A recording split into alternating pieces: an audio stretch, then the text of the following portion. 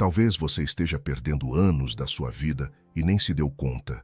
Não por causa de uma doença, de um acidente ou de um vício evidente, mas por algo mais silencioso e socialmente aceito, o ritmo acelerado com que você vive. Acordar com pressa, comer com pressa, falar com pressa, pensar com pressa. Viver como se o tempo fosse um inimigo a ser vencido. Esse padrão virou rotina, e o que muitos chamam de produtividade, na prática, tem sido uma forma disfarçada de autodesgaste. E o pior é que esse desgaste não se acumula apenas na agenda. Ele se acumula no corpo, na mente, nas relações e nas decisões ruins que você toma quando está no modo automático. A velocidade cobra um preço. E muitas vezes, esse preço é pago com anos a menos de vida, saúde comprometida e uma mente cada vez mais reativa. Enquanto isso, as pessoas continuam buscando soluções milagrosas para viver mais. Dietas, suplementos, aplicativos de bem-estar. Mas ignoram o que realmente as está matando. A incapacidade de parar. A obsessão por estar sempre ocupado. A ideia de que desacelerar é perder tempo. Mas e se for justamente o contrário? E se desacelerar for uma forma de ganhar tempo e vida? Não no sentido místico, mas fisiológico, prático e observável. Corpos que vivem sob estresse constante envelhecem mais rápido. Mentes que não descansam tomam decisões piores. Relações apressadas se tornam superficiais. E tudo isso afeta diretamente o tempo de vida e o que você faz com ele. Neste vídeo, você vai entender por que desacelerar é uma atitude não só inteligente, mas estratégica. E como essa simples decisão pode impactar não apenas sua saúde, mas sua clareza mental, sua resistência emocional e até o seu tempo neste mundo. Lá atrás, um grupo de pensadores já sabia disso, muito antes da medicina moderna confirmar. Eles chamavam essa escolha de viver com domínio sobre o próprio ritmo. Hoje, nós chamamos de filosofia. Eles chamavam de sabedoria. Se você valoriza esse tipo de reflexão, já deixe o seu like e se inscreva no canal. E escreva nos comentários: eu escolho desacelerar. Esse simples gesto é um compromisso com você mesmo, com uma vida mais lúcida, mais forte e mais longa. Vamos em frente. 1. A pressa encurta a vida mais que a doença. A maioria das pessoas se preocupa com doenças crônicas, problemas genéticos ou acidentes trágicos quando pensa em fatores que encurtam a vida. Mas quase ninguém considera o que realmente consome a vitalidade de forma constante e invisível: a pressa. A pressa virou virtude social. Ser rápido é visto como sinal de competência. Estar sempre ocupado virou sinônimo de importância. Responder mensagens imediatamente, resolver tudo de uma vez, estar em movimento contínuo. Tudo isso é aplaudido. O problema é que o corpo humano não foi projetado para esse tipo de ritmo. A cada vez que você acelera além do necessário, você ativa sistemas internos de emergência. O coração dispara, a respiração encurta, os músculos se tensionam, o cérebro entra em modo de alerta. Isso é útil em momentos pontuais, mas quando se torna o estado padrão, quando viver acelerado é o normal, o organismo entra em colapso silencioso. O que deveria ser exceção se torna rotina, e o que parecia produtividade se transforma em autodestruição. A pressa cobra juros altos, ela desregula o sono, prejudica a digestão, acelera o envelhecimento celular, enfraquece o sistema imunológico e, pior, ela rouba a lucidez. Você começa a tomar decisões com base na urgência e não na sabedoria. Começa a se alimentar mal porque não tem tempo, a ignorar dores e sinais do corpo porque isso pode esperar, a viver apagando incêndios sem jamais construir algo sólido. Isso não é viver, é reagir. E nesse ritmo, os anos passam. A vida se perde não de uma vez, mas aos poucos, como uma vela que queima rápido demais. Você pode não estar doente no sentido médico da palavra, mas está doente no modo de viver. Os estoicos tinham um princípio central: viver de acordo com a natureza. Isso inclui respeitar os ritmos naturais do corpo e da mente. acordar com presença, agir com intenção, falar com propósito, respirar antes de reagir. Não porque isso é bonito ou filosófico, mas porque é eficaz, porque preserva a energia e porque o tempo não é renovável, e nem a sua saúde. É importante entender que a vida não se mede apenas em anos cronológicos.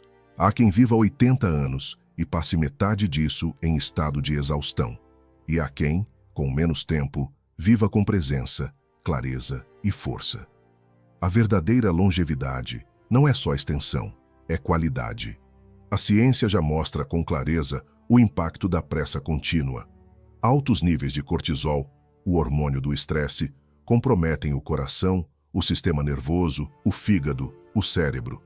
As células envelhecem mais rapidamente, a imunidade cai, o risco de doenças cardíacas, derrames e até câncer aumenta. E tudo isso começa, muitas vezes, com algo banal. Dormir mal porque está ansioso. Comer rápido. Trabalhar no automático. Viver sem parar. Então, sim, a pressa encurta a vida. Não só biologicamente, mas mentalmente. Ela rouba o prazer do momento, destrói a capacidade de contemplar, empobrece as relações, tira o sabor da comida, a paz dos dias, a profundidade dos pensamentos. É um veneno lento, socialmente aceito. Por isso, desacelerar é um ato de sabedoria. Não significa fazer menos, significa fazer melhor. Significa escolher o que realmente importa e deixar o resto ir. Significa pausar antes de agir, respirar antes de responder, estar inteiro onde estiver. Quem vive com esse tipo de atenção consome menos energia, toma decisões mais acertadas, erra menos, se desgasta menos e, por consequência, vive mais. Longevidade muitas vezes não se conquista no hospital, mas nas pequenas decisões do cotidiano. O modo como você começa o dia, o ritmo com que come, a forma como lida com imprevistos, o tipo de pressão que aceita ou recusa. E é aqui que a filosofia estoica se torna prática. Ela ensina que não é o mundo que determina seu ritmo, é você. O sábio não corre junto com a multidão. Ele observa, analisa e decide o próprio passo. E ao fazer isso, ele protege o bem mais valioso que possui, a própria vida. 2. Desacelerar não é parar. É escolher melhor cada passo.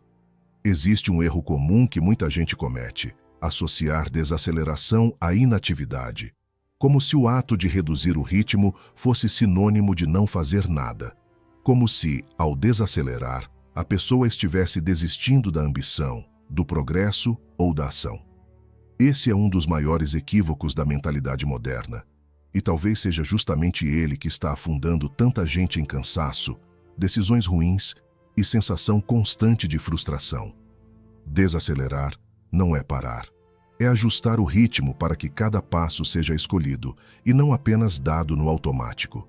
É sair do modo impulsivo e entrar no modo consciente. É trocar quantidade por direção.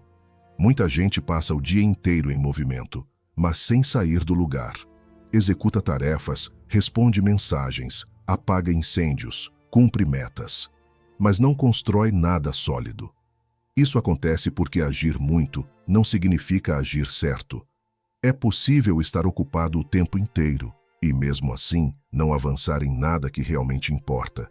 Quando você desacelera, não está negando o progresso, está qualificando o progresso, está fazendo uma pausa estratégica para se perguntar: esse caminho vale a pena?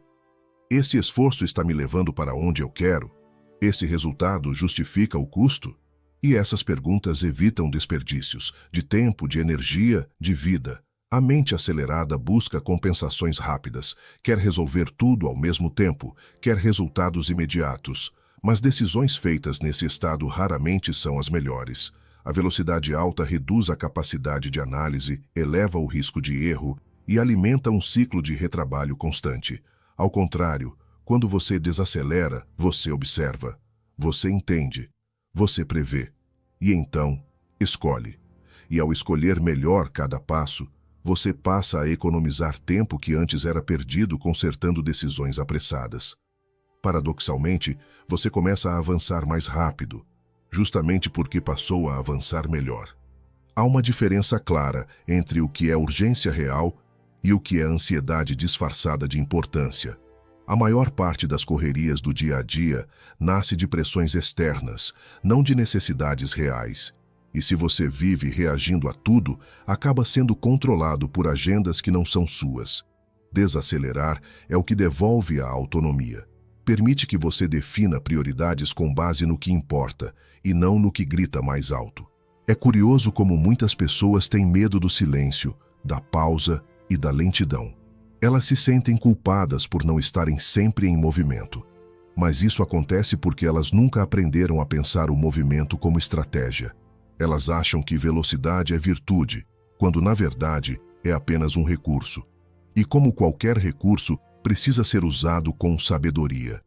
Se você observar qualquer pessoa realmente eficaz, alguém que constrói algo duradouro, que lidera com firmeza ou que vive com clareza, perceberá que essas pessoas não vivem correndo.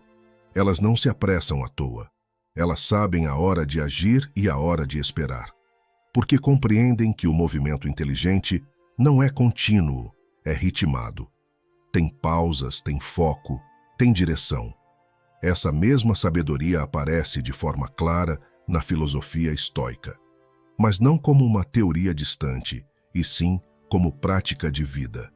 Epicteto, por exemplo, dizia que o importante não é o que acontece, mas como você reage. Ora, como alguém reage com sabedoria se não tiver controle sobre o próprio ritmo? Sem pausa, não há reflexão. Sem reflexão, não há escolha real. Por isso, desacelerar é, sim, uma forma de ação, e talvez das mais importantes. É quando você se torna capaz de observar o cenário antes de entrar na batalha, de ajustar o foco antes de disparar, de respirar antes de decidir. Isso não é fraqueza, isso é domínio. No fim das contas, viver com pressa pode te deixar exausto, mas viver sem direção pode te deixar vazio. E viver com propósito exige ritmo. Não o ritmo imposto pelo mundo, mas o ritmo que você escolhe. Um passo de cada vez, com firmeza, com consciência, com inteligência. 3. O corpo cobra caro por cada decisão tomada com pressa. Toda vez que você age por impulso, o corpo paga a conta. Pode parecer uma frase simbólica, mas não é. Cada decisão apressada desencadeia uma série de reações fisiológicas. Aumento da frequência cardíaca, liberação de hormônios do estresse, contração muscular, aceleração respiratória. O corpo entra em modo de alerta, como se estivesse em perigo. Só que na maioria das vezes não há perigo algum, apenas pressa, ansiedade e reatividade. A pressa é o gatilho do corpo moderno. Ela faz o organismo acreditar que está lutando pela sobrevivência, quando na verdade só está respondendo a um e-mail, discutindo algo banal ou tentando cumprir uma meta inventada. É assim que o sistema nervoso vive em estado de tensão constante. E o que era para ser uma reação pontual vira uma condição crônica. E o corpo não foi feito para isso. Ele pode até suportar períodos curtos de alta tensão, mas não foi programado para viver em alarme contínuo. A cada vez que você se irrita, se apressa, se cobra ou se pressiona, algo dentro de você se desgasta, lentamente, mas sem pausa. O preço vem na forma de dores, fadiga, insônia, taquicardia, gastrite, crises de ansiedade. É o corpo tentando te avisar que está sendo usado fora do ritmo natural. Só que a maioria ignora os sinais. Toma café para compensar o cansaço, remédio para dormir, mais um energético para seguir rendendo. Tudo para continuar acelerando um sistema que já está pedindo trégua. Os estoicos, séculos atrás, já compreendiam a ligação direta entre mente e corpo, muito antes de existirem estudos científicos sobre isso. Eles sabiam que emoções descontroladas, reações impensadas e decisões precipitadas corroem não apenas a serenidade, mas a vitalidade. Sêneca escreveu que a raiva é uma forma breve de loucura. O mesmo vale para qualquer emoção que rouba a lucidez. Quando você toma decisões em meio ao caos emocional, está entregando o controle ao instinto. E o instinto, nesse estado, não pensa, apenas reage. O resultado são decisões erradas, tensões desnecessárias e uma mente exaurida. E essa exaustão não é abstrata, é química. Cada impulso libera substâncias que alteram seu corpo: adrenalina, cortisol, noradrenalina. Substâncias que deveriam ser ferramentas, mas se tornam venenos quando usadas o tempo todo. A longo prazo, elas corroem o equilíbrio interno. O que muitos chamam de ansiedade constante é, em parte, o corpo tentando sobreviver a uma mente acelerada. Você pensa rápido demais, quer resolver tudo agora, e o corpo responde como se estivesse fugindo de algo. Mas não há fuga, há apenas cansaço acumulado. Desacelerar, nesse sentido, é mais do que uma filosofia de vida. É um ato de autocuidado biológico. É permitir que o corpo volte ao estado natural de estabilidade, onde pensa melhor, respira melhor, reage com sabedoria. Quando você age com calma, o corpo coopera. Quando age com pressa, ele se defende. Perceba, o domínio de si, tão valorizado pelos estoicos, não é apenas um ideal moral. É também uma forma de preservar o organismo. Controlar o impulso é proteger o sistema. Observar antes de reagir é dar tempo ao corpo de responder com equilíbrio e não com pânico. Por isso, quando você estiver diante de uma situação tensa, lembre-se, cada resposta apressada tem um custo invisível. Cada decisão tomada sob pressão deixa marcas no corpo. E essas marcas, quando somadas ao longo dos anos, são o que encurta a vida de muita gente. O sábio não reage no mesmo instante em que sente. Ele observa o sentimento, processa o pensamento e escolhe o momento certo de agir. E essa pequena diferença de segundos, esse intervalo entre sentir e responder, é o que preserva tanto a mente quanto o corpo. Talvez o segredo da longevidade não esteja apenas no que você come, no quanto dorme ou no quanto se exercita, mas na forma como você pensa antes de agir. A pressa é inimiga da clareza, e a falta de clareza é inimiga da saúde. Desacelerar é ensinar ao corpo que o perigo passou. É restaurar o ritmo natural, onde as decisões não são respostas desesperadas, mas ações conscientes. É o ponto em que filosofia e biologia se encontram, e é nele que a vida se torna mais longa, mais lúcida e mais leve. 4. A mente ansiosa gasta anos resolvendo problemas que nunca aconteceram. A ansiedade é o maior ladrão de tempo que existe, porque ela te faz viver em um futuro que ainda não chegou, enquanto o presente se esvai silenciosamente. Ela te convence de que pensar demais é se preparar melhor, quando, na verdade, é apenas se desgastar antes da hora. A mente ansiosa cria cenários. Ela imagina perigos, constrói preocupações, prevê catástrofes. Ela trabalha dia e noite tentando antecipar tudo o que pode dar errado, como se o simples ato de pensar pudesse controlar o que ainda nem aconteceu. E é aí que começa o desperdício. Você não percebe, mas enquanto tenta resolver problemas inexistentes, o corpo reage como se eles fossem reais. A respiração muda, o coração acelera, a tensão cresce. O cérebro ativa os mesmos circuitos que usaria diante de uma ameaça concreta.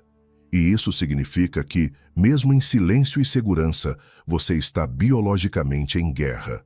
Uma guerra inventada, travada dentro da própria cabeça. Os estoicos chamavam isso de sofrer antes do tempo. Sêneca dizia: o homem sofre mais na imaginação do que na realidade. E essa é uma das observações mais precisas sobre a natureza humana. A ansiedade é uma forma de antecipar a dor, de pagar juros por algo que talvez nunca venha a acontecer. É viver dois sofrimentos, o imaginário e o real. A mente ansiosa tenta proteger. Ela acredita que, se pensar em todos os riscos, vai estar pronta para enfrentá-los. Mas o que realmente acontece é o oposto. Quanto mais ela se ocupa com o que pode dar errado, menos energia sobra para lidar com o que realmente está acontecendo. O pensamento deixa de ser ferramenta e se torna prisão. E há uma consequência ainda mais profunda nisso: a perda da presença. O ansioso está sempre em outro lugar. Se está trabalhando, está pensando no que pode falhar. Se está descansando, está se culpando por não estar produzindo. Se está com alguém, está imaginando o que essa pessoa pode estar pensando. É uma mente em fuga constante que nunca se encontra com o agora. E quem nunca está no agora, nunca vive de fato. A ansiedade não é apenas uma emoção. É uma distorção da percepção do tempo. Ela te projeta para um amanhã hipotético, enquanto o dia de hoje, que é o único que existe, passa despercebido. Quando você percebe, semanas se foram, meses se perderam, anos se apagaram, e tudo o que restou foram pensamentos repetidos sobre o que poderia ter acontecido. Os estoicos tinham um antídoto poderoso para isso, o domínio da razão sobre o impulso. Eles não negavam o medo, mas o observavam com distância. Perguntavam-se: isso que temo realmente existe? Está acontecendo agora? Está sob meu controle? E ao responder com sinceridade, o medo perdia força, porque a ansiedade se alimenta da ilusão de controle. Quando você aceita que não pode controlar tudo, ela começa a se desfazer. Viver com serenidade não é ignorar o futuro, é respeitar o presente. É usar o pensamento para planejar, não para sofrer. É agir no que está ao alcance e abandonar o que está fora dele. Essa separação entre o que depende de você e o que não depende é o coração da filosofia estoica. A mente ansiosa quer resolver tudo, mas a sabedoria escolhe o que merece ser resolvido. E essa escolha é o que define a diferença entre viver com calma e viver em agonia. Pense em quantas horas você já perdeu revivendo erros, imaginando rejeições, temendo resultados que nunca se concretizaram. Cada pensamento desses custou energia, foco, vitalidade. Cada um foi um fragmento de vida gasto sem retorno. E quando isso se repete por anos, o efeito é real. O corpo envelhece, o sono se rompe, a concentração se esvai. Por isso, desacelerar a mente é tão vital quanto desacelerar o corpo. Não é apenas respirar fundo, é questionar o próprio pensamento. É duvidar daquilo que surge como medo. É lembrar-se, a cada momento: estou reagindo a algo que está acontecendo ou apenas imaginando o que poderia acontecer? Essa pergunta simples é uma fronteira entre o caos e a clareza. Porque quando você aprende a enxergar o que é real e o que é apenas projeção, metade da ansiedade se dissolve. E o tempo que antes era gasto lutando contra fantasmas começa a se transformar em tempo vivido, o tipo de tempo que realmente aumenta a vida. 5. Só o calmo consegue ver o que está realmente acontecendo. A calma não é apenas uma virtude moral, é uma vantagem cognitiva. Quem mantém a mente serena enxerga o que os outros não percebem, não porque é mais inteligente, mas porque está menos envolvido na confusão. Vivemos em uma era onde quase ninguém observa. Todos reagem, todos opinam, todos respondem antes de compreender. O mundo virou um campo de ruído, e nesse ruído, a lucidez virou um privilégio de poucos. Mas o curioso é que a clareza não vem da informação, vem do estado interno. Quando você está calmo, o cérebro trabalha de outro modo. A percepção se amplia, a capacidade de análise aumenta, a emoção perde força. As conexões entre as partes do pensamento se tornam mais organizadas. Você começa a enxergar padrões, intenções e causas que antes estavam invisíveis, escondidas sob a pressa. A calma é o terreno onde a razão floresce. E isso é algo que os estoicos entendiam profundamente. Eles não buscavam frieza por capricho, mas porque sabiam que toda emoção intensa distorce a realidade. A raiva encolhe o campo de visão. O medo cria ilusões. A ansiedade inventa ameaças. A pressa ignora detalhes. Mas a calma revela o todo. Você já notou como decisões ruins geralmente nascem em momentos de agitação? É quando a mente está dominada pela emoção que o julgamento falha. O instinto grita mais alto que a razão, e o resultado é quase sempre arrependimento. A pessoa diz o que não devia, compra o que não precisa, entra em conflitos desnecessários. Tudo porque perdeu, por segundos, a visão do que realmente estava acontecendo. A calma, portanto, é o oposto da cegueira emocional. É a lucidez ativa. Ela não é passividade. É observação estratégica. O calmo não é o que não sente nada. É o que sente, mas não se torna escravo do que sente. É o que domina o intervalo entre o estímulo e a reação. E é nesse pequeno intervalo que mora a sabedoria. A maioria reage no impulso e tenta consertar depois. O calmo observa primeiro, entende o cenário e age quando é necessário. Por isso, suas ações são mais precisas e suas consequências mais leves. No caos, a calma é o ponto mais alto de vantagem. Enquanto todos correm, o calmo observa o movimento. Enquanto todos falam, o calmo escuta o que não foi dito. Enquanto todos se apressam em decidir, o calmo percebe detalhes que mudam tudo. O mundo moderno chama isso de inteligência emocional. Os antigos chamavam de domínio de si. É o mesmo princípio. Quem se domina, enxerga com nitidez. Quem não se domina, vive reagindo ao borrão da própria confusão. E não é preciso ir longe para comprovar isso. Basta observar como o corpo reage. Em estado de calma, o coração bate com ritmo regular, a respiração se aprofunda, os músculos relaxam, o sangue circula melhor.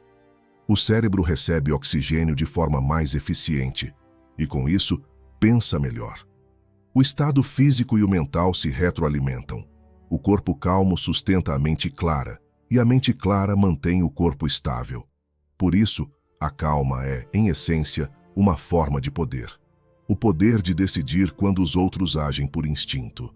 O poder de enxergar o caminho certo quando os outros tropeçam na pressa. O poder de perceber intenções escondidas, padrões sutis e oportunidades que passam despercebidas para quem vive reagindo. Ser calmo não é ser lento, é ser preciso. E essa precisão muda tudo, nas palavras, nas ações, nas relações e até nas batalhas internas. Porque quem vê com clareza não precisa de força bruta. O sábio vence porque enxerga antes. Marco Aurélio dizia que a mente tranquila é uma fortaleza. Ele estava certo. Nenhuma perturbação externa é capaz de invadir uma mente que não se abala. Porque o calmo enxerga o que está acontecendo fora e também dentro de si. E quando você enxerga com essa nitidez, as situações perdem poder sobre você. As provocações não te atingem, as urgências perdem o sentido e o tempo volta a fluir de forma ordenada. Ver claramente é viver com domínio. E só o calmo tem essa visão. 6. Viver correndo é morrer aos poucos, sem perceber. Há uma morte que não vem de repente. Ela acontece em silêncio, de forma quase imperceptível, enquanto a pessoa ainda sorri, trabalha e cumpre suas obrigações. É a morte de quem vive correndo. A maioria das pessoas não percebe o quanto está morrendo aos poucos porque o ritmo da pressa é anestésico. Ele cria a sensação de movimento, de progresso, de importância. E assim, enquanto o corpo corre, a consciência adormece. O indivíduo acredita que está vivendo muito, quando na verdade está apenas se desgastando com velocidade. Olhe ao redor. As pessoas caminham com o celular na mão, aceleram o passo mesmo quando não há urgência, vivem presas em agendas que se repetem, dias que se confundem e metas que nunca cessam. Trabalham o dobro para comprar coisas que nem têm tempo de usar. É uma corrida sem linha de chegada, sem prêmio e sem propósito. Essa pressa permanente se tornou o novo vício do século, e como todo vício, ela dá prazer momentâneo, a falsa sensação de estar adiantando a vida. Mas o preço é alto. O sistema nervoso não descansa, o corpo acumula tensão, a mente se torna ruidosa e o coração envelhece antes do tempo. A pressa é a doença dos que confundem velocidade com sentido. O mais trágico é que o mundo aplaude essa condição. O indivíduo apressado é elogiado. Chamam-no de produtivo, eficiente, comprometido. Mas o que realmente está acontecendo é um colapso silencioso. A cada dia, a energia vital se esgota um pouco mais. A cada noite mal dormida, o corpo tenta avisar que algo está errado. A cada nova tarefa adicionada, a alma se afasta um pouco mais do que realmente importa. Os estoicos diriam que essa pressa é a pior forma de ignorância, porque é uma fuga disfarçada de produtividade. Fugimos do silêncio, das pausas, das reflexões. Fugimos do desconforto de pensar sobre o que estamos fazendo. É mais fácil correr do que encarar o vazio. E é justamente por isso que tanta gente vive sem perceber que está morrendo. Porque parar exige coragem. Coragem para olhar para a própria vida sem distrações, sem metas, sem barulho. E quem vive sempre ocupado não precisa encarar a pergunta mais difícil de todas. Por que estou fazendo o que faço? Viver correndo é morrer fragmentado. É viver em pedaços, nunca inteiro em lugar nenhum. Enquanto o corpo está em um ambiente, a mente já está em outro. E o presente, o único tempo real, desaparece no meio dessa dispersão. A pressa rouba o significado das coisas simples. A comida vira combustível, o trabalho vira obrigação, o descanso vira culpa. A pessoa já não vive, apenas executa tarefas. É uma existência mecânica, onde tudo precisa ser feito rápido demais para ser sentido. Desacelerar, portanto, é mais do que um ato de bem-estar. É uma forma de renascimento. Quando você diminui o ritmo, começa a notar o que realmente acontece à sua volta. O som, o clima, o olhar das pessoas, o próprio corpo pedindo equilíbrio. Você volta a sentir o tempo e, com isso, recupera a consciência de estar vivo. O problema é que muitos só percebem isso quando o corpo já cobra o preço. Quando a exaustão chega, quando o sono desaparece, quando o prazer das pequenas coisas já não existe mais. Aí, o arrependimento aparece. Eu vivi tanto tempo tentando chegar lá e nem sei onde é lá. Os estoicos enxergavam a vida como uma tarefa curta, mas suficiente, desde que vivida com presença. Para eles, o erro não era morrer cedo, mas viver distraído. O homem apressado vive distraído da própria existência. Por isso, a pressa é uma forma de morte antecipada. Ela não tira o fôlego de uma vez, mas aos poucos. Mata a atenção, o significado, o senso de propósito. Quando você vive correndo, a vida se torna uma sequência de compromissos, não uma experiência. A verdadeira sabedoria está em inverter essa lógica, andar devagar o bastante para ver o caminho. Porque é no ritmo calmo que a mente percebe o que o corpo sente, que o tempo ganha forma e que a vida deixa de ser contagem para voltar a ser presença. Quem desacelera não perde tempo. Recupera o tempo que os outros estão desperdiçando sem perceber. 7. Quanto mais agitado o mundo, mais valioso se torna o silêncio. Vivemos cercados de ruído. Não apenas o som das ruas, das notificações, das vozes e dos motores, mas o ruído mental, o ruído da pressa, o ruído das opiniões que se sobrepõem umas às outras, até que nada mais faça sentido. O mundo moderno fala demais, e justamente por isso o silêncio se tornou o bem mais escasso e, paradoxalmente, o mais poderoso. Há quem fuja do silêncio porque o confunde com vazio. Mas o silêncio verdadeiro não é ausência, é presença. É o momento em que a mente volta ao estado natural de clareza, onde o excesso se dissolve e o essencial aparece. É ali que a razão recupera força e o espírito se reorganiza. O homem moderno se habituou a viver em estado de distração permanente. Ele precisa de som para trabalhar, de vozes para se sentir acompanhado, de opiniões para não se sentir perdido. E é curioso, quanto mais estímulo ele busca, mais distante fica de si mesmo. O barulho externo se torna uma forma de anestesia, uma fuga do próprio pensamento. O silêncio é o oposto dessa fuga. Ele exige coragem. Porque no silêncio não há disfarces, não há ruídos para encobrir o que você sente. É nele que as verdades internas vêm à tona. Por isso, tantos o evitam. Mas é justamente ali, nesse espaço calmo, que a lucidez se forma. Os estoicos sabiam disso. Não por um ideal religioso, mas por observação direta da mente humana. Epicteto dizia que o homem só pode dominar o mundo quando primeiro domina a si mesmo. E não há domínio possível sobre si sem a capacidade de silenciar. O silêncio não é a negação da fala, é o filtro da fala. Ele separa o que vale ser dito do que apenas polui o ar. Num mundo que grita, quem fala pouco e pensa muito se destaca. O silêncio, quando vem de alguém que observa, tem mais peso do que 1000 palavras ditas por quem reage. É o silêncio do estrategista antes da decisão, do sábio antes do conselho, do guerreiro antes da batalha. É o silêncio que precede a lucidez. Quanto mais o mundo se agita, mais o silêncio se torna uma forma de resistência. As pessoas correm, debatem, competem por atenção, mas o calmo observa, e observando, compreende.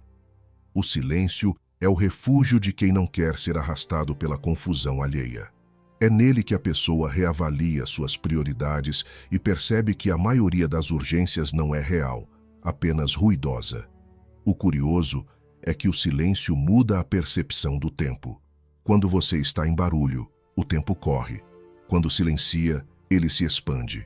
Isso porque o silêncio desacelera a mente, e uma mente desacelerada pensa melhor, reage menos, decide com mais firmeza.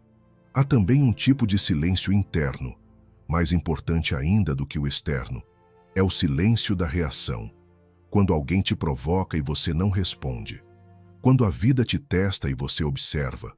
Quando algo te decepciona e você não corre para se justificar. Esse é o silêncio da força, não o da fraqueza. É o domínio total da energia, a prova de que o emocional não governa mais o racional. Sêneca dizia que nenhum vento é favorável a quem não sabe aonde vai. O silêncio é o vento interno que mostra a direção. Enquanto os outros se distraem com o barulho do mundo, quem se recolhe aprende a escutar o próprio pensamento, a distinguir o que é vontade do que é impulso, o que é prioridade do que é ruído. No fim, o silêncio não é apenas ausência de som, é clareza mental, é foco, é discernimento. É um estado em que as emoções se acomodam, os pensamentos se organizam e a percepção volta a funcionar. Por isso, quanto mais o mundo se torna caótico, mais o silêncio vale. Porque ele se transforma em uma vantagem. O calmo percebe o que o barulhento ignora. Quem aprende a silenciar por dentro, mesmo em meio ao caos, se torna intocável. O silêncio é o espaço entre o estímulo e a resposta. E é nesse pequeno intervalo que a verdadeira liberdade humana existe. 8. Respirar fundo antes de reagir pode salvar um dia inteiro. O autocontrole não é uma virtude abstrata, é uma habilidade fisiológica, mental e prática. E uma das formas mais simples e eficazes de exercê-lo é respirar fundo antes de reagir. Parece algo pequeno, quase banal. Mas é exatamente nesse gesto que começa a diferença entre o homem impulsivo e o homem lúcido. Em situações de tensão, a primeira reação do corpo é acelerar. O coração dispara, a respiração encurta, a mente se estreita. Tudo se torna urgente. É nesse estado que nascem as palavras das quais você se arrepende, as decisões precipitadas, as respostas agressivas, os erros que poderiam ser evitados com apenas alguns segundos de pausa. Respirar fundo é o ato que quebra esse ciclo. É o intervalo entre a emoção e a ação. É nesse breve espaço que a razão recupera o comando. E quando a razão volta, a clareza retorna junto. A respiração é o único ponto onde a mente e o corpo realmente se encontram. Ela é o fio que conecta o pensamento ao estado físico. Quando você altera a respiração, altera o corpo. E quando altera o corpo, muda o modo como pensa. Por isso, em momentos de tensão, o primeiro passo para agir com sabedoria não é pensar diferente, é respirar diferente. Os estoicos, mesmo sem a linguagem da neurociência moderna, já entendiam essa dinâmica.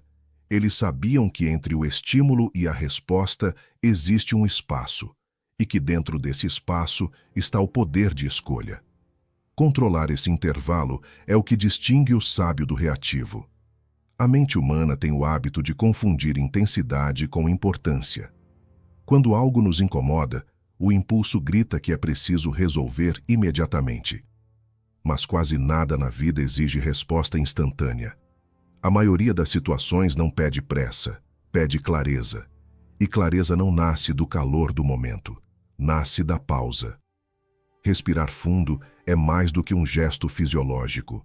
É um sinal de domínio. É você dizendo ao corpo, eu estou no comando. É um lembrete de que o mundo pode estar em movimento, mas dentro de você há ordem. E essa ordem interna é o que impede o caos externo de te dominar. Repare como a falta de controle começa sempre do mesmo modo. Um comentário que te irrita, uma situação que te pressiona, um erro que te frustra. O corpo reage, o sangue ferve, e antes que perceba, você já respondeu, já se arrependeu, já estragou o que poderia ter sido um bom dia. Tudo porque faltaram 10 segundos de consciência. Esses 10 segundos, esse respirar fundo, podem salvar não só o seu dia, mas sua energia, suas relações e até sua reputação. Porque na maioria das vezes, o problema não é o que acontece, mas o que você faz depois que acontece. A respiração é o gatilho reverso do autocontrole. Quando o corpo quer correr, ela te obriga a ficar. Quando o coração acelera, ela o desacelera. Quando o impulso quer dominar, ela cria espaço para o pensamento entrar. É como se fosse uma ponte entre o instinto e a razão, e cada respiração consciente é um passo sobre essa ponte. Sêneca dizia que nada é mais nobre do que um espírito sereno diante da tempestade. E essa serenidade não vem por acaso. Vem de uma mente que aprendeu a respirar sob pressão. Muitas pessoas buscam fórmulas complexas para controlar o estresse, mas ignoram que o controle começa antes do pensamento, no ritmo da respiração. Um simples ato físico que realinha o mental. Em um mundo dominado por reações instantâneas, respostas rápidas, impulsos digitais, discussões em tempo real, o poder de respirar antes de reagir se tornou uma forma de superioridade. É o domínio invisível que separa os que vivem em guerra dos que vivem em paz. E o mais interessante é que quanto mais você pratica essa pausa, mais natural ela se torna. Com o tempo, você deixa de reagir automaticamente. Passa a escolher. E escolher é o contrário de ser escravo do momento. Respirar fundo é um ato de sabedoria porque é simples, mas profundo. É a lembrança constante de que o controle está sempre disponível, não fora, mas dentro de você. No fim, quem respira antes de reagir ganha algo que os apressados nunca terão: tempo. Tempo para pensar, para entender, para decidir com calma. E esse tempo, acumulado ao longo da vida, é o que separa o sábio do impulsivo, o lúcido do reativo, o sereno do exausto. 9. A pressa faz você esquecer para onde estava indo. A pressa é uma forma disfarçada de desorientação. Quando alguém vive correndo o tempo todo, dificilmente sabe para onde está indo. E, mais profundamente, dificilmente sabe por quê. A pressa dá a sensação de direção, mas é apenas movimento sem consciência. Ela ocupa a mente, mas esvazia o sentido. O problema é que o mundo moderno transformou o estar ocupado em sinônimo de importância. As pessoas medem o valor dos próprios dias pela quantidade de coisas que fazem, não pela clareza do motivo por trás delas. Assim, correm. Correm de uma tarefa a outra, de um compromisso a outro, de um problema ao próximo. E com o tempo, esquecem o motivo original de tudo isso. A pressa sequestra o propósito. Você começa um caminho com uma intenção clara: trabalhar para evoluir, estudar para crescer, cuidar da família, construir estabilidade. Mas em algum ponto, a velocidade toma o controle. A rotina engole o porquê. O que era meio vira fim. E o ser humano passa a existir como uma engrenagem, girando por inércia, sem perceber que está rodando em círculo. Os estoicos sabiam que o homem que não sabe para onde vai se torna servo do acaso. Marco Aurélio dizia que quem não define o próprio propósito é como um arqueiro atirando no escuro. Gasta energia, mas não acerta nada. É isso que a pressa faz. Transforma o esforço em dispersão. Você trabalha, se desgasta, mas não se aproxima de nada real. Há uma diferença entre agir e se mover. Agir é consciente, é estratégico, é fruto de reflexão. Mover-se é apenas responder a estímulos, correr para não ficar para trás, reagir para não parecer parado, produzir para não se sentir inútil. O movimento vazio cria uma ilusão de progresso, mas é só barulho. Quantas vezes você já se sentiu exausto ao final do dia, com a sensação de ter feito muito e ainda assim não ter avançado em nada importante? Essa é a marca da pressa. Ela te faz confundir ocupação com realização. E quanto mais isso se repete, mais você se perde de si mesmo. A mente acelerada não tem espaço para pensar sobre o rumo. Ela está sempre reagindo. E sem reflexão, o ser humano perde o senso de direção interna. É por isso que tanta gente sente um cansaço que não passa, mesmo depois do descanso físico. Não é o corpo que está exausto, é o sentido que se perdeu. Desacelerar, portanto, não é parar. É recuperar o mapa. É lembrar por que o caminho começou. É olhar para o que se tornou prioridade e se perguntar: isso ainda faz sentido? Essa pergunta simples é o que separa a ação inteligente da repetição cega. Os estoicos valorizavam o tempo porque entendiam que ele é limitado, e o desperdício maior não é o ócio, mas o desvio. Trabalhar, produzir, se esforçar, tudo isso é nobre, desde que esteja alinhado com um propósito consciente. Do contrário, é só movimento sem direção, e movimento sem direção é desgaste. A pressa cria uma ilusão perigosa, a de que, por estar indo rápido, você está chegando mais longe. Mas a velocidade só tem valor quando o destino é claro. Caso contrário, é só uma forma mais eficiente de se perder. A cada escolha feita no automático, você se afasta um pouco do essencial. E esse afastamento é quase invisível, até o momento em que a vida começa a aparecer sem sabor, sem motivação e sem clareza. O ritmo acelerado te impede de perceber que não há sentido na velocidade sem rumo. Por isso, o ato de desacelerar é também o ato de reencontrar o propósito. Quando você reduz o ritmo, o olhar volta a se abrir. As prioridades se reorganizam. O que é importante se revela. E o que era só distração perde o brilho. Saber para onde vai é um dos maiores sinais de lucidez. E lucidez exige tempo, exige pausa, exige calma. O mundo vai continuar te empurrando para a pressa, mas o sábio resiste, porque ele entende que correr sem direção é desperdiçar vida em nome de nada. A calma devolve a consciência, e com ela vem a lembrança. O que importa não é o quão rápido você anda, mas se o caminho ainda te leva a algum lugar. 10. A mente agitada perde o presente tentando antecipar o futuro. A mente humana tem uma habilidade extraordinária. Ela pode imaginar o que ainda não existe. Graças a isso, o homem constrói, planeja, prevê e cria. Mas essa mesma habilidade, quando descontrolada, se transforma em um fardo, porque a mente que imagina demais perde o chão onde está. A agitação mental nasce dessa incapacidade de permanecer no agora. É como uma maré que empurra o pensamento para frente o tempo todo. O que vem depois, o que pode dar errado, o que ainda falta fazer. E sem perceber, a pessoa passa a viver em um tempo que não existe. O futuro. A mente agitada é uma fábrica de cenários. Ela antecipa conversas, cria respostas, ensaia derrotas. Tenta se preparar para tudo, mas acaba se esgotando com o que ainda nem aconteceu. Ela acredita que prever é proteger, quando na verdade está apenas se desgastando com hipóteses. O presente para ela se torna pequeno demais. Parece uma sala apertada onde não há espaço para o que é urgente. E assim ela foge, sempre adiantada, sempre em estado de espera. Mas o futuro, por definição, nunca chega. Ele é apenas uma ideia. Quando o amanhã se torna hoje, a mente ansiosa já o transformou em outro amanhã. É um ciclo infinito de antecipação, uma fuga constante do instante real. Os estoicos tinham clareza sobre isso. Eles sabiam que a vida só acontece no presente, porque o passado já se foi e o futuro é apenas projeção.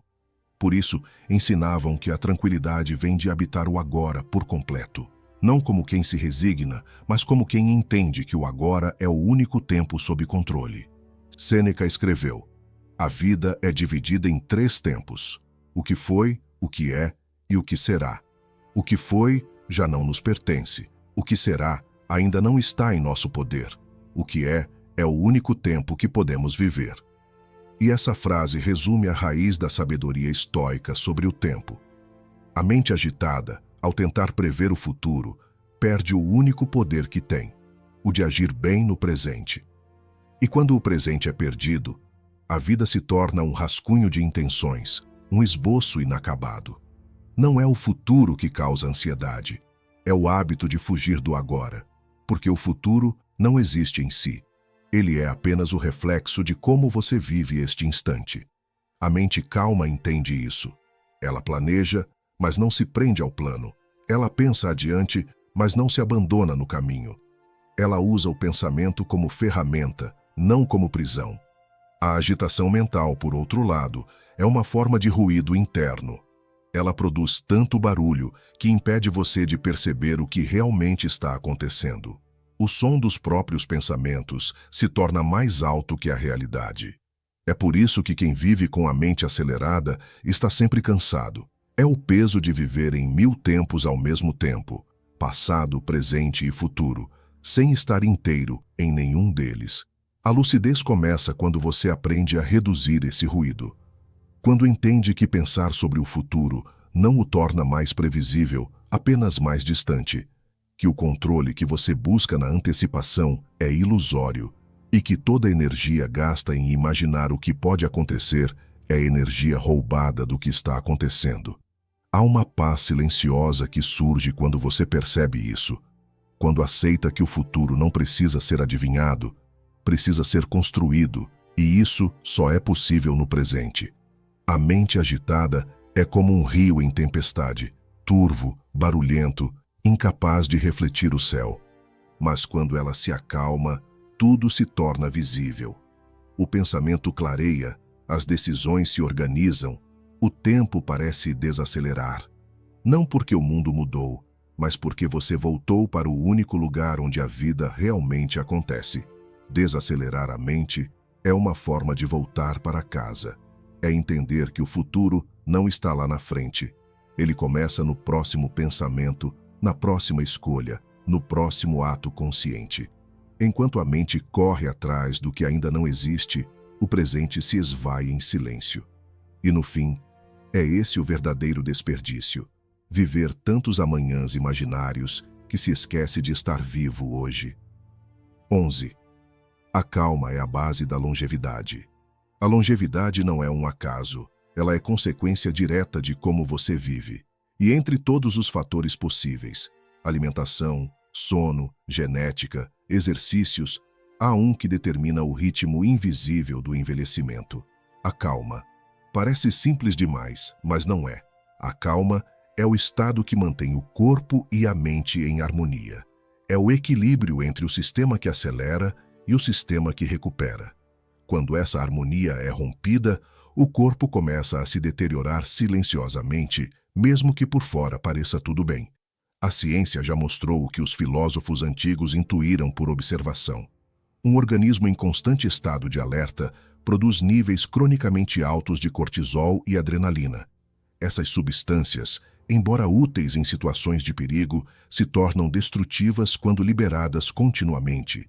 Elas inflamam os tecidos, alteram o metabolismo, enfraquecem o sistema imunológico e desgastam o coração. A pessoa ansiosa vive como se estivesse fugindo o tempo todo. E viver fugindo é a maneira mais rápida de encurtar a própria existência. O corpo precisa de momentos de recuperação e a mente precisa de pausas para reorganizar o pensamento. Sem isso, o tempo biológico acelera e a sensação subjetiva de vida se contrai. A calma é o que desacelera esse processo. Quando a mente está tranquila, o corpo entende que está seguro. E quando o corpo se sente seguro, ele começa a reparar, regenerar e equilibrar suas funções. É nesse estado que o sistema imunológico trabalha com eficiência. O sono se torna restaurador e a respiração volta a ser profunda. A calma não é um luxo, é uma necessidade fisiológica. Os estoicos, muito antes de existirem laboratórios, já sabiam disso. Eles observavam que o sofrimento humano não vinha dos eventos em si, mas das reações desordenadas a esses eventos. A perturbação emocional prolongada era vista como um tipo de febre da alma, algo que desgasta o ser por dentro, e eles estavam certos. Hoje, estudos mostram que estados de calma e foco reduzem inflamações, equilibram a pressão arterial e até retardam o envelhecimento celular. Mas a calma não é apenas ausência de estresse, é domínio. É a capacidade de manter o eixo mesmo quando o ambiente tenta te tirar dele.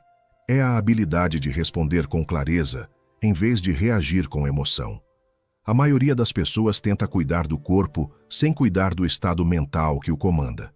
Alimentam-se bem, fazem exercícios, dormem, mas continuam aceleradas, tensas, preocupadas com tudo. Isso é como lavar um carro enquanto o motor continua superaquecendo. Sem calma, não há conservação. O curioso é que o corpo fala quando a mente não ouve. Dores, fadiga, palpitações, insônia, tudo isso são mensagens físicas de uma mente que perdeu o ritmo. E a mente só volta ao ritmo natural quando reaprende a desacelerar. Mas calma não se impõe. Ela se cultiva. Você a constrói com pequenas práticas. Respirar com atenção, reduzir o ruído mental, agir no que depende de você e aceitar o que não depende. Isso que parece simples reorganiza a estrutura interna da mente. A calma é resultado de hierarquia mental. O que é essencial fica, o que é ruído sai. E quanto mais essa hierarquia é respeitada, mais o corpo acompanha. A longevidade é, em parte, uma questão de eficiência energética. Viver agitado é gastar combustível demais em tarefas pequenas. Viver calmo é usar energia apenas no que importa. Essa economia se traduz em equilíbrio fisiológico e, com o tempo, em mais anos de vida. E, mais importante, em vida com lucidez. Sêneca dizia que a vida é longa o bastante para quem sabe usá-la bem.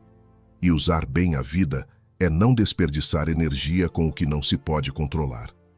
A calma é a sabedoria aplicada ao ritmo. Por isso, pessoas calmas parecem viver mais. Não apenas porque sofrem menos, mas porque o corpo delas trabalha com tempo suficiente para se reparar, o cérebro decide com menos desgaste e o coração mantém um ritmo sustentável. A pressa mata de exaustão. A calma mantém a ordem. Em um mundo de excesso, a calma é o verdadeiro elixir da longevidade. Ela não se compra, não se imita e não se finge. Ela é o resultado natural de uma mente que aprendeu a se respeitar. E é justamente isso que os estoicos chamavam de viver conforme a natureza, agir com razão, responder com equilíbrio e existir em ritmo humano, o único ritmo capaz de prolongar, de fato, a vida. 12. O descanso é parte da estratégia, não sinal de fraqueza. A cultura moderna transformou o cansaço em medalha. As pessoas se orgulham de dormir pouco, de trabalhar até a exaustão, de dizer que não tem tempo nem para respirar. É como se a fadiga tivesse se tornado prova de valor, um sinal de força. Mas isso é uma distorção perigosa, porque, na prática, o esgotamento não é força, é falha de gestão. O descanso não é o oposto do esforço, é parte do esforço bem-sucedido. É o momento em que a energia se reorganiza, em que o corpo se recompõe e a mente assimila o aprendizado. Sem esse intervalo, tudo o que você constrói começa a ruir, lenta e silenciosamente. Os estoicos sabiam que nenhuma força é constante. O universo, o corpo, a mente, tudo opera em ciclos. Até o guerreiro mais disciplinado precisa de pausa.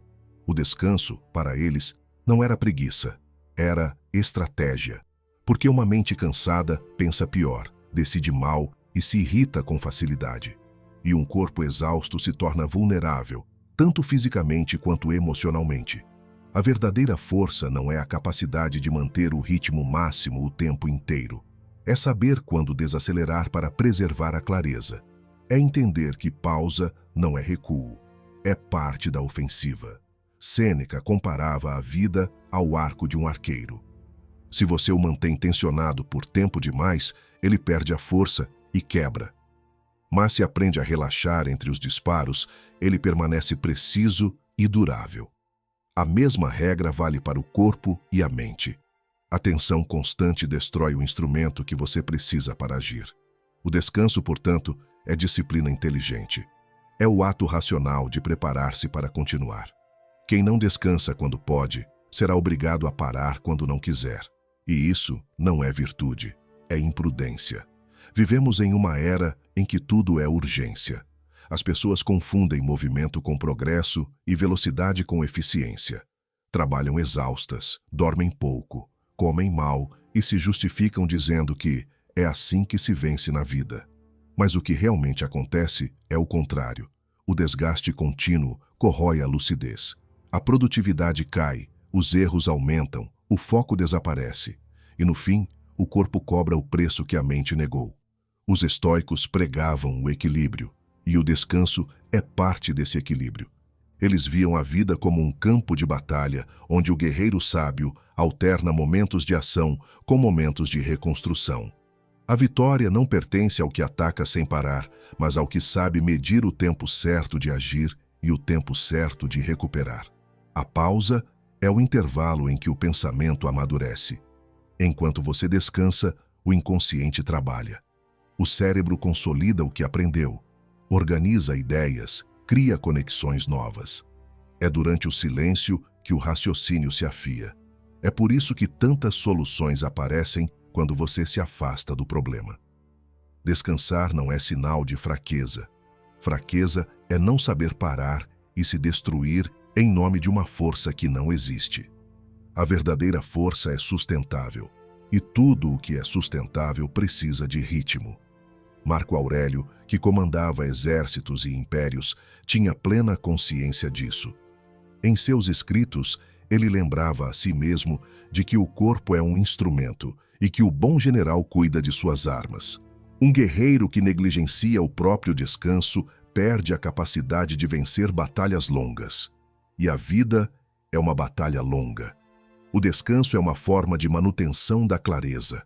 Quando você se permite recuperar, o pensamento volta ao centro, as emoções se estabilizam e a energia se renova. Essa é a base do progresso constante, alternar entre intensidade e reconstrução. Na filosofia estoica, tudo que é excessivo é desequilibrado, até o trabalho. O sábio não se orgulha de estar sempre ocupado. Ele se orgulha de estar sempre lúcido. O descanso é a pausa que mantém a lucidez viva. É nele que a força se regenera, que o propósito se alinha e que a mente volta a enxergar com nitidez o que realmente importa. E no fim, o mais forte não é o que nunca para. É o que sabe parar antes de quebrar. 13. A vida acelera por fora quando você desacelera por dentro. O tempo não tem uma velocidade fixa. Ele se move conforme o seu estado interno. Quando a mente está confusa, o tempo parece fugir. Quando a mente está calma, o tempo se expande. É por isso que o mesmo dia pode parecer longo para uns e um piscar de olhos para outros.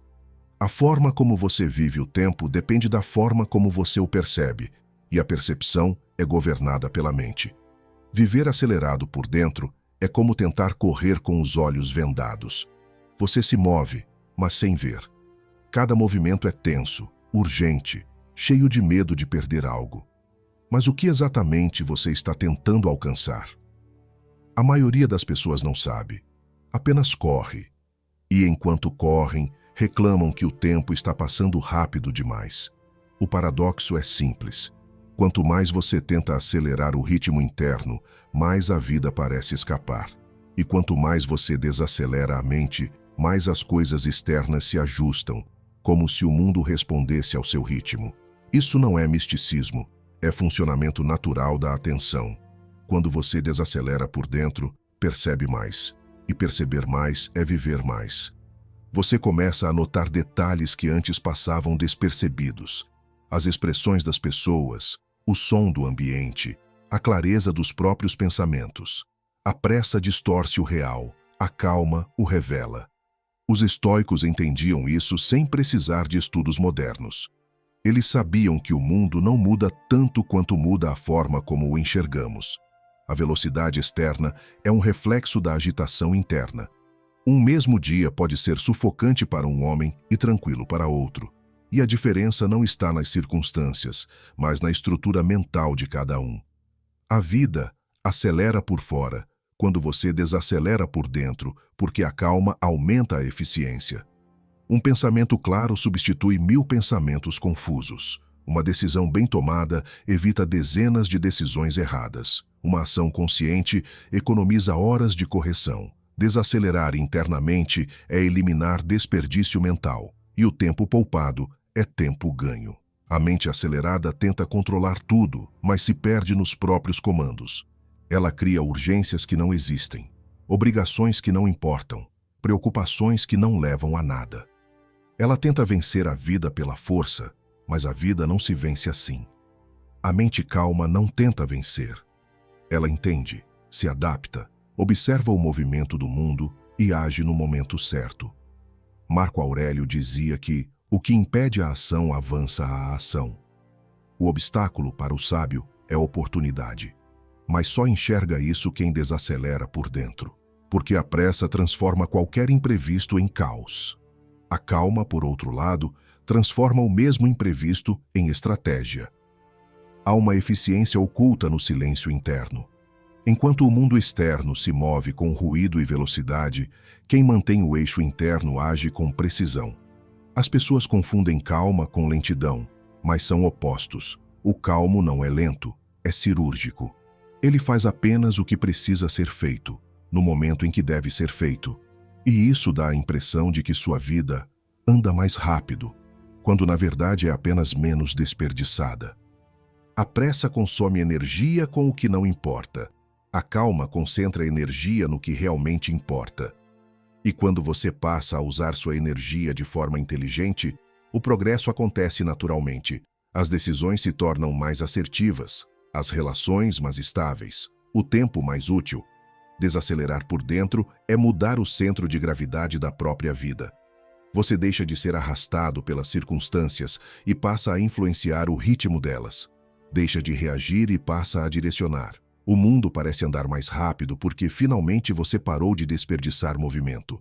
É isso o que a filosofia estoica ensina de forma silenciosa. O domínio interno é o verdadeiro poder. Quem controla a própria mente, controla a percepção do tempo. Quem controla o tempo, controla a própria vida. Quando você desacelera por dentro, a vida não fica mais lenta. Ela fica mais nítida. E o que é nítido, flui melhor. O que antes era caos, começa a se alinhar. As coisas que pareciam distantes começam a acontecer, não porque o mundo mudou, mas porque a mente deixou de atrapalhar o processo. Desacelerar não é se afastar do mundo, é, pela primeira vez, acompanhá-lo de verdade. 14. A sabedoria escolhe quando agir e quando esperar. A diferença entre o sábio e o impulsivo não está apenas nas ações que tomam, mas no momento em que decidem tomá-las. A vida é feita de oportunidades e intervalos, e entender quando agir e quando esperar é o que separa o discernimento da imprudência. A maioria das pessoas vive dominada pela urgência. Elas acreditam que fazer algo, qualquer coisa, é sempre melhor do que esperar. E é por isso que erram tanto. Agem para aliviar a ansiedade, não para resolver o problema. Correm para se sentir produtivas, não para avançar com direção. Mas o impulso é inimigo da estratégia. Os estoicos sabiam que a ação precisa nascer de compreensão, não de pressa. Epicteto dizia que nenhum homem é livre enquanto for escravo de seus impulsos. E isso é visível na vida cotidiana. Quanto mais alguém se sente pressionado a agir imediatamente, mais facilmente perde o controle da própria trajetória. Esperar não é inércia, é preparo. É o tempo que o raciocínio precisa para amadurecer, o momento em que a clareza se forma e as opções se revelam. Quem espera com consciência não está parado, está analisando o terreno. Assim como um estrategista observa o campo de batalha antes de mover suas tropas, o sábio observa a situação antes de agir. O impulso é rápido, mas cego. A sabedoria é paciente, mas precisa.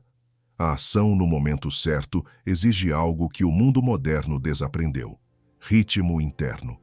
Vivemos em uma era que idolatra o imediatismo. As pessoas acham que pensar é perda de tempo, que planejar é hesitar. Mas agir sem o momento certo é como plantar na estação errada. Esforço desperdiçado. Há situações que exigem ação imediata, sim, mas a maioria exige leitura, compreensão e tempo. A natureza ensina isso sem precisar de palavras. Nenhum rio corre mais depressa do que o relevo permite. Nenhuma árvore floresce antes da estação. E ainda assim tudo acontece. O universo inteiro opera em ciclos, e o ser humano, ao ignorar o tempo natural das coisas, cria seus próprios colapsos. A sabedoria consiste em reconhecer esses ciclos.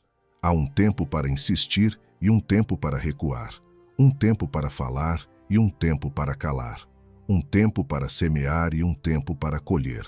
A dificuldade é aceitar o intervalo entre eles. Esperar não é desistir, é confiar no processo. A ação apressada tenta controlar o que não está pronto. A espera consciente respeita o amadurecimento dos fatos. Por isso, o sábio não mede valor pelo quanto se movimenta, mas pelo quanto avança com propósito. O mundo valoriza quem faz, mas raramente entende o poder de quem observa. O observador lúcido economiza energia, evita erros e age com precisão. Enquanto os outros se desgastam em tentativas inúteis, ele prepara o terreno para um único movimento eficiente. A paciência estoica não é passiva, é estratégica. É a mente disciplinada o bastante para suportar o desconforto da espera sem se render à pressa. É a consciência de que toda ação tem seu peso e de que agir antes da hora certa pode gerar mais dano do que o erro em si. Marco Aurélio dizia que as coisas têm seu tempo próprio para amadurecer, assim como as uvas precisam da estação certa para adoçar. A sabedoria é saber reconhecer essa estação. Agir antes dela é desperdiçar a semente. Esperar demais é deixar o fruto apodrecer. Entre esses dois extremos está o equilíbrio, o ritmo do sábio. Quando a mente se acalma, o tempo deixa de ser um inimigo. Você começa a enxergar o momento ideal de agir, o instante em que o resultado se torna possível e o esforço se converte em resultado. E quando esse momento chega, o sábio não hesita. Ele age com toda a força, porque sabe que o tempo trabalhou a seu favor. Saber esperar é uma forma de poder silencioso. Saber agir é a sua execução. A combinação dos dois é o que chamamos de sabedoria. 15. O que te desgasta não é o trabalho, é o modo como você pensa sobre ele. O trabalho, por si só, raramente destrói alguém. O que esgota, paralisa e consome não é o que você faz, mas o que você pensa enquanto faz. A mente tem o poder de transformar qualquer atividade, simples ou complexa, em algo insuportável, e, ao mesmo tempo, pode transformar o esforço mais pesado em algo suportável, até prazeroso, se a perspectiva for correta. A diferença está no significado que você atribui ao que faz. O corpo cansa, mas o que realmente exaure é o peso emocional e mental que você adiciona às tarefas. A mente ansiosa trabalha em 2 turnos.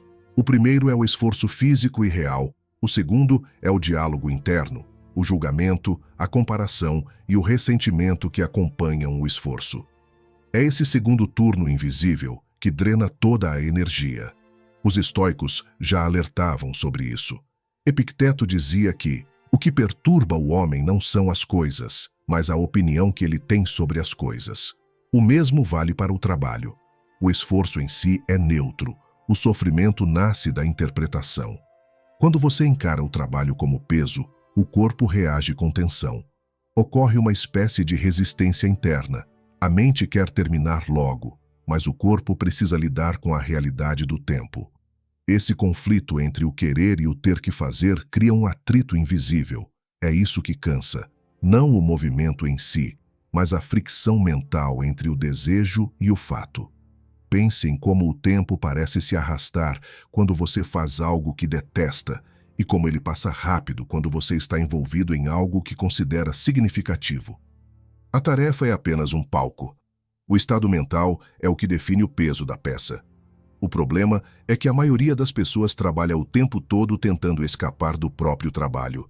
Elas o fazem desejando o final do expediente, o fim da semana, as férias, o descanso. E ao fazer isso, passam a viver em uma tensão constante entre o que estão fazendo e o que gostariam de estar fazendo. Essa distância entre a ação e a aceitação é o verdadeiro desgaste. A mente que luta contra a realidade perde energia dobrada. Primeiro na execução, depois na resistência.